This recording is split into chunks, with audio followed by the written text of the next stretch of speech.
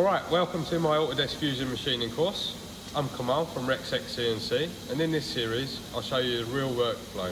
Clean CAD, solid CAM and shop-proof setups, the way it's actually done on the floor. Let's get into it. If you want to go CAD to CAM to shop-ready G-code with confidence, this course is built for you. You'll learn the full workflow, the way it's done in a real machine shop, not theory. We start with the fundamentals: sketching, constraints, parametric design and modelling parts specifically for machining.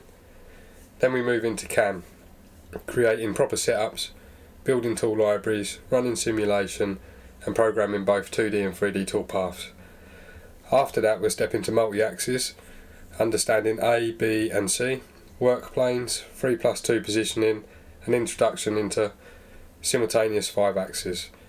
And importantly, we cover post-processing, how to read and edit CPS files, control your M and G codes, and add practical functions like tool break detection. You'll also get downloadable resources, tool libraries, reference sheets, model files and example G codes, and bonus post snippets. Here's how the course is structured. Module 0 is your setup, installation, files and shortcuts. Module 1 covers Fusion basics, interface, sketching, constraints and components.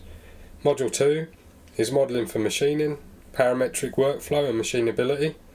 Module 3 is CAM fundamentals, datuming, stocks and tool libraries. Module 4 is 2D and 3D machining, including linking, smoothing and rest machining. Module 5 is fixtures and workholding, vices, soft jaws and datum strategies.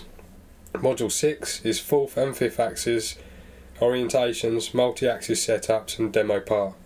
Module 7 is post-processing mastery, understanding and customising your post, and Module 8 is the real machining example, offsets, probing, first off, troubleshooting and achieving a perfect finish.